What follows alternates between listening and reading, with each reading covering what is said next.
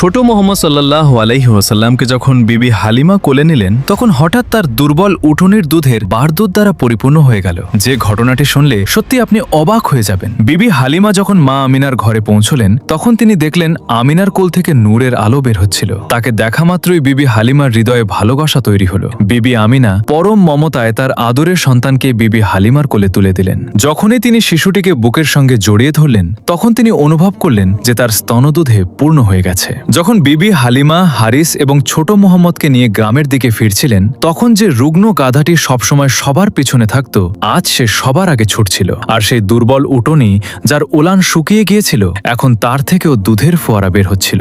গ্রামে পৌঁছানো মাত্রই তাদের ঘরের অবস্থা বদলে গেল। যেখানে একসময় খরা ছিল সেখানে সবুজ চারাগাছ গজিয়ে উঠল। তাদের নিজেদের সন্তান যে সারা রাত কাঁদত এখন সে পরম শান্তিতে ঘুমায়। তাদের ছাগলগুলো যখন জঙ্গল থেকে ফিরত তখন তাদের পেট ভরা থাকত, অথচ অন্যান্যদের ছাগলগুলো খালি পেটে ফিরে আসত। মানুষ জিজ্ঞাসা করত, হালিমা তোমার ঘরে কেমন বরকত? বিবি হালিমা মুচকি হাসতেন এবং মনে মনে বুঝে নিতেন এ সবই ছোট্ট শিশুর বরকত। যখন হালিমা চূড়াতে রুটি সেকতেন তখন আগুনের উত্তাপ তিনি অনুভব পর্যন্ত করতেন না। এভাবেই নবী পাক হালিমার ঘরে অবস্থান করছিলেন। বিবি হালিমা নবী পাককে নিজের সন্তানের চেয়েও বেশি ভালোবাসতেন। ঘন্টার পর ঘন্টা প্রিয় নবীজিকে কোলে নিয়ে তার চেহারার উজ্জ্বলতা দেখতেন এবং বলতেন, আমাকে এই শিশুটি কখনো কোনো কষ্ট দেয়নি, বরং সে আমার সব কষ্ট দূর করে দিয়েছে। আমার ঘর তো জান্নাত হয়ে গেছে। যে ঘর একসময় অভাব আর দারিদ্র্যের মধ্যে ছিল এখন সেই ঘর বরকত আর রহমতে ভরে উঠল।